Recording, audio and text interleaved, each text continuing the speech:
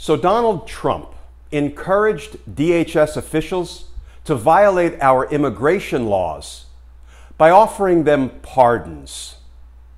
Let's talk about that, because justice matters.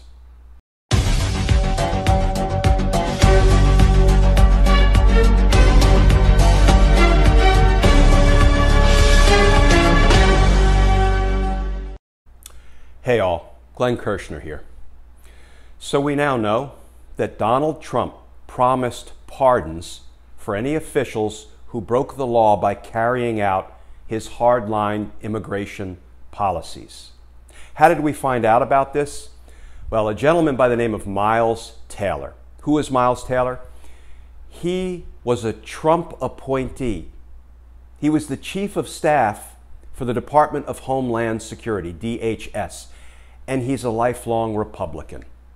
And after 2.5 years at DHS, he couldn't stand it anymore. What he was seeing behind the scenes, what he was seeing and hearing coming from Donald Trump.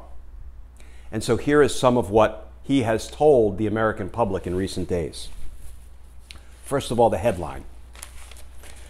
Trump promised pardons for staff who broke the law following his orders, official says. And here's part of what Miles Taylor has told us.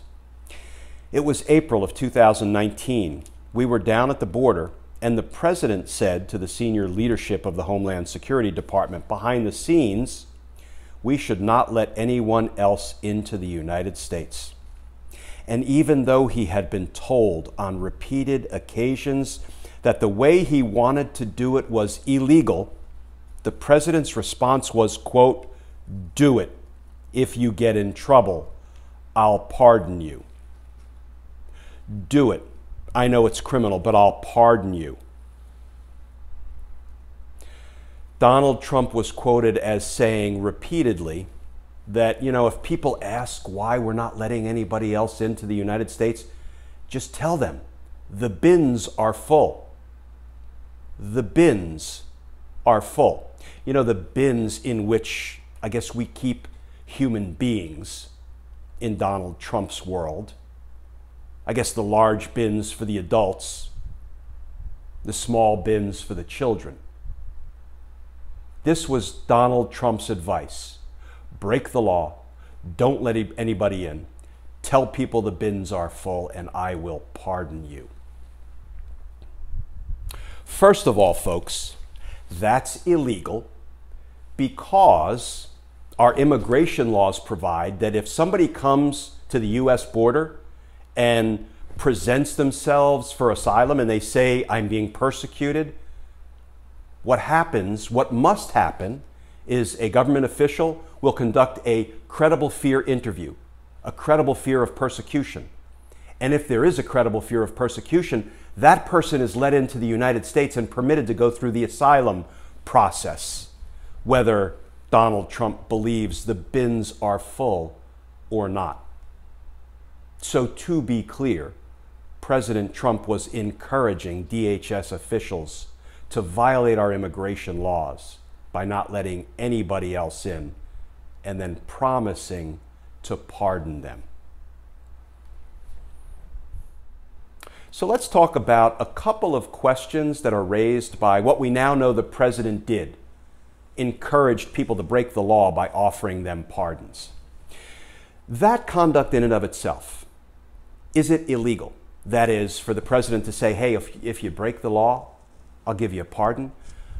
If the official never went on to break the law and so a pardon was never delivered, is that offer standing alone illegal? The only accurate answer to that question is we don't know, because it's never been presented to a court, an appellate court, the Supreme Court, or a trial court. So we don't have any precedent. I can see arguments on both sides as to why it should be illegal, why it's not illegal. Maybe it hasn't yet ripened into a criminal act. What I can tell you is it is a gross abuse of power and a gross abuse of office and absolutely an impeachable offense. May or may not be chargeable as a crime.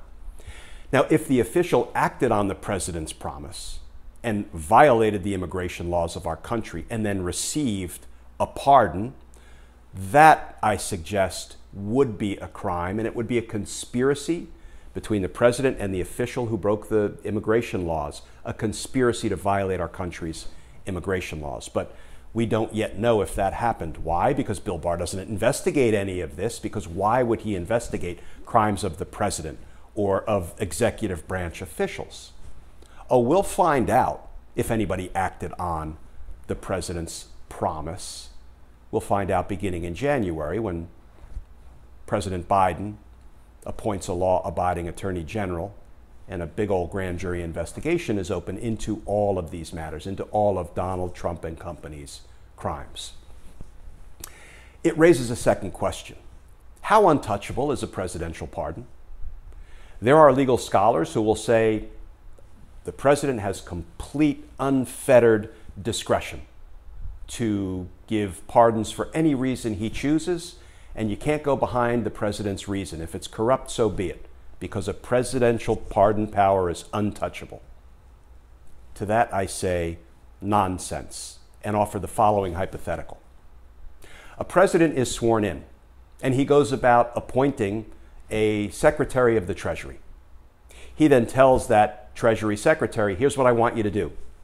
I want you to open an offshore account that is beyond the reach of the United States, in my name and your name jointly. Then, Mr. Treasury Secretary, I want you to clean out the U.S. Treasury and deposit all the money in our account.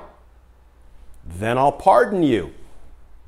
Then I'll step down one day shy of the end of my term, and I'll have the vice president, who is now the president, pardon me, and we ride off into the sunset with all of the taxpayers' money. And there are legal scholars who would maintain that those kind of pardons are untouchable, can't be challenged in court, can't be voided by a subsequent president. That's a topic for another day. I contend that if the president and the secretary of the Treasury were dragged into court, were charged by the next administration, there is not a judge sitting on the federal bench today, whether crammed through by Mitch McConnell or not, who would say, yeah, we can't do anything about those pardons because a presidential pardon power is plenary, it's untouchable, it's unfettered. And so the president and the secretary of the Treasury get to keep all of our money. Nonsense. That would be the judiciary putting its stamp of approval on some of the most dramatic crimes imaginable. And the judiciary won't do it. Why? Because they would literally be making themselves, the judiciary, a second-class branch of government, allowing high government officials from the executive branch to do anything they want with impunity, and there's nothing the judicial branch, the judiciary, can do about it. Not going to happen, folks. Not going to happen. But we are going to find out how the judiciary will handle the question of corruptly delivered presidential pardons and sentence commutations, because those challenges will have to be brought beginning in January, because, you know, the American people deserve that, given what we have had to endure with this corrupt, criminal Trump administration. Justice is coming, folks, and justice matters. And the way we can make sure justice comes is to get to the polls in numbers too big to rig. Too big to rig. And we will. We will. Please stay safe, and I look forward to talking with you all again tomorrow.